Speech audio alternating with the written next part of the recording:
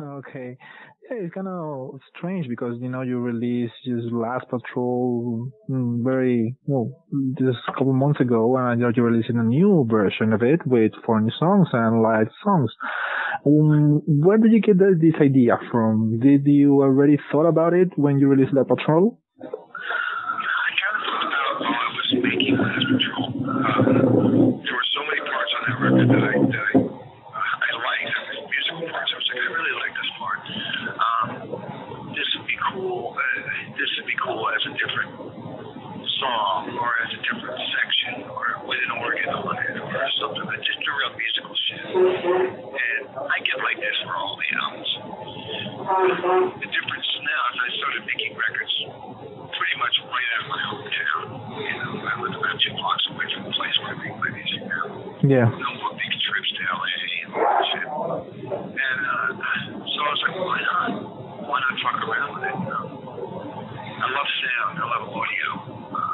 And I wanted to test out in the studio even more. So while I was on one of the tours, many tours for Last Patrol, and I was like, I'm going to try one.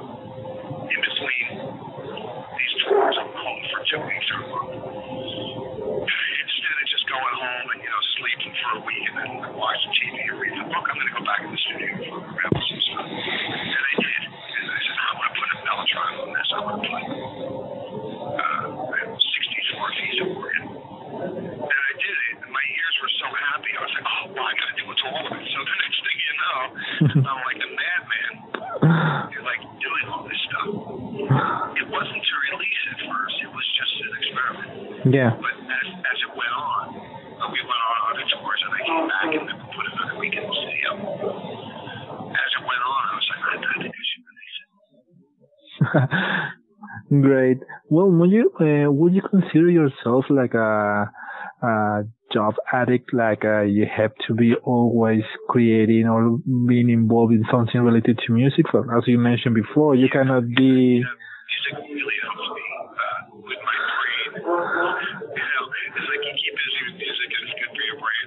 When I'm not busy with music, I tend to spiral out. Oh. It's like, I like riding my bike and stuff, but I can't relax unless I'm making something. Good. So you mentioned this was an experiment, and you have already a date to release this album. People are very excited. So now that the experiment is done, would you consider doing the same on next studio albums? Well, I like this so much.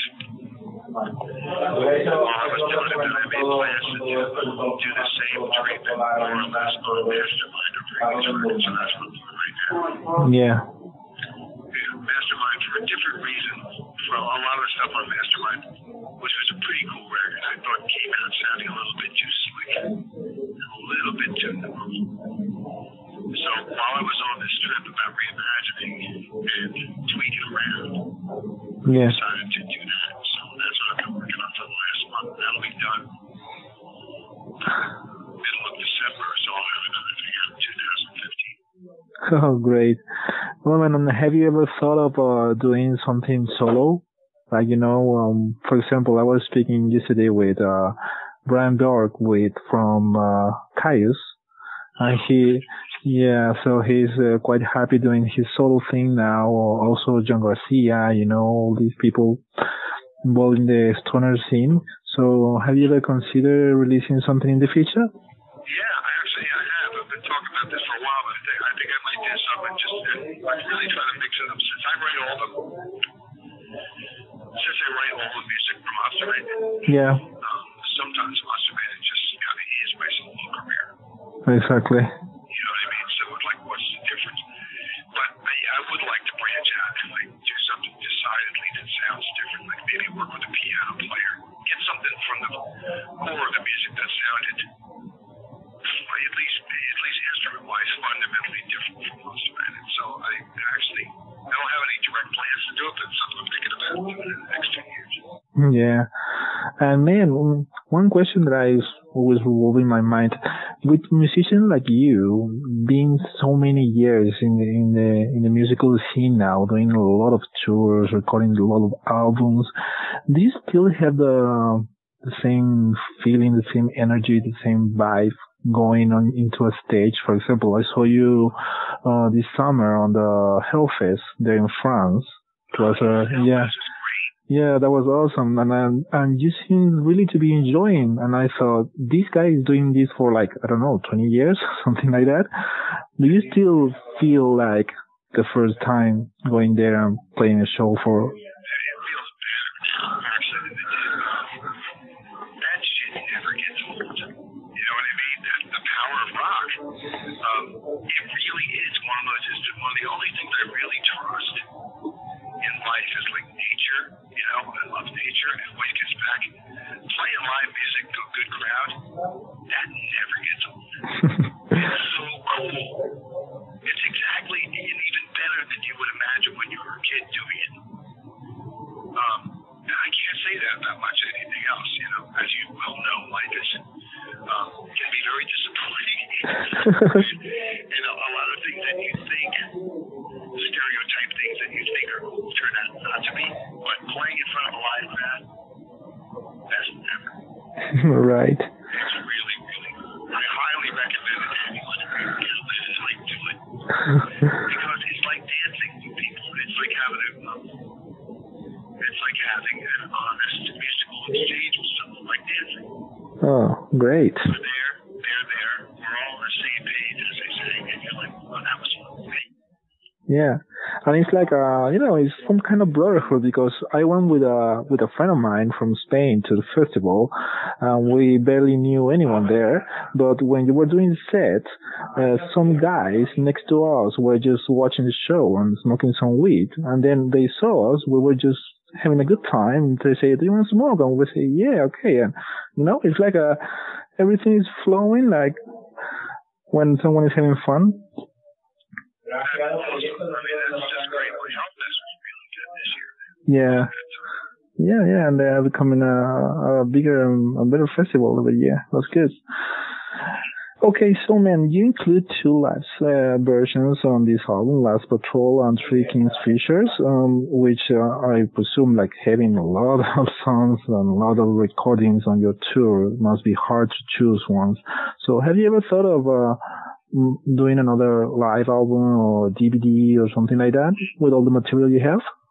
Yeah, I actually started thinking about that now that I've got the band in shape. Brother had some problems with band members. Right. So the shows would be inconsistent. And it was kind of hard to, it wasn't worth setting up all the equipment just to have a shitty night recording, but now everyone's feeling good. And I pay attention to my singing more than I ever did now. So I'm going to start recording this stuff on a regular basis. Cool. Expect to see. I know that the Last Patrol Live, that's almost ready to go. It just needs to be mixed with 4 other songs. But I'd like to do more of it in the future. So yeah, I'm going to start doing that. Okay, well, Chris Cosmic, the new man there in the band, how is it going with him? He's slamming it. He's playing great. Yeah, he really stepped up to the plate. You know, I asked a lot of him.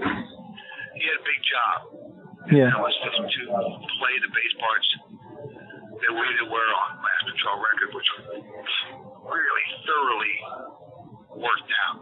Yeah. By me and Phil Kamano, the guitar player. He played all the bass on the album. I trust Phil. Phil is a fucking cool musician. He's an old friend of mine. He knows all my reference points. Yeah. So when I would start to write a bass part for a song or write a song, I would go to Phil and say, "You have to play the bass." And we'd sit there and he'd pick up the bass and I'd pick up another bass and we'd work through stuff and then work something out where he played it. And as it turned out, it was a big job for anybody to play. I mean, our old bass player's like, "I don't know how to play this." Exactly. It's just all over the place. Big shoes to fill. Yeah, right. So, and the old guy was getting kind of pumped out anyway. He was like, he wasn't loving the rock. You know, he's complaining about the shows. Like, what are you complaining about? You know? Some people don't like to play live all the time. Yeah. So I called up Chris, who I've known for a long time. Said, "We're going to go out live. We need somebody who can play this. Can you do it?" And he goes, "I'll try." And he came in. And it was a big job, but he slammed it. It worked fantastic. Great. Hey Dave, I was watching the news today and it came like this news saying that Corrosion and Conformity, they're gonna go there and play their classical album Blind in its entirety. Now and then they're gonna do a tour as well. So, have you ever considered doing something like that with Monster Magnet, like choosing a classic album and doing a world tour with it? Yeah, absolutely. I mean, I don't know if I would try to do it as far as that, but I've already done it in Europe a couple times. We did 3 albums: Dopes to Infinity, Yeah. Spine of God, and Last Patrol. Yeah. All those albums in their entirety. And it worked great. Right. It worked really, really good. The next one I'm going to do is probably Superjudge. Yeah, it's a good. Probably Save Penetrate. It's a good thing to do because you have fans that just became fans like 2 or 3 years ago, and they never heard some songs live. So it's a good thing for new fans to listen to those songs again. I think it's a fantastic concept. All right. That's one of the coolest concepts I ever heard of it. I can imagine when I was a kid, if Black Sabbath would have announced, like, we're going to do a tour, we're going to do Sabotage live, the whole thing, I would have freaked out. Like, oh my God. So great idea. Yeah. Another thing, another spin-off of this releasing an album with songs from previous albums is like you can do your songs acoustic. For example, some bands, they compose the songs acoustically and then they perform it with electric version or something like that. Do you think that Monster Magnet can do that with their songs? For example, if you want to play Last Patrol entirely acoustic? Definitely, yeah. We definitely can pull it off. I've got a head in that way in my life. All my stuff is usually written on an acoustic guitar to begin with. When I start here at home, I'll sit in my kitchen right now. Yeah, I think we can get away with a lot. It's something I want to do in Europe first. Try an acoustic or turn down tour and see how far it can go. I mean, the older I get, the more I realize there's a lot of power in quietness. You know what I mean? There's more power in the atmosphere. It doesn't always necessarily have to be a punch in the face with volume. Yeah. Okay. Well, man, the video for the Duke is quite funny, quite good, and all of your videos are in that vibe. So, do you have a strong relationship with what is done on the video, or do you just let the director do whatever he thinks? It depends on how much I needed at the time and how busy I am. Like sometimes I'm busy doing something else music. Yeah. In this case with Phil Mucci, I don't have to tell Phil Mucci much of anything. Yeah. I mean, he's got his own trip. And I saw his stuff and I was like, you gotta be off me, Don't like you're so little one of those men.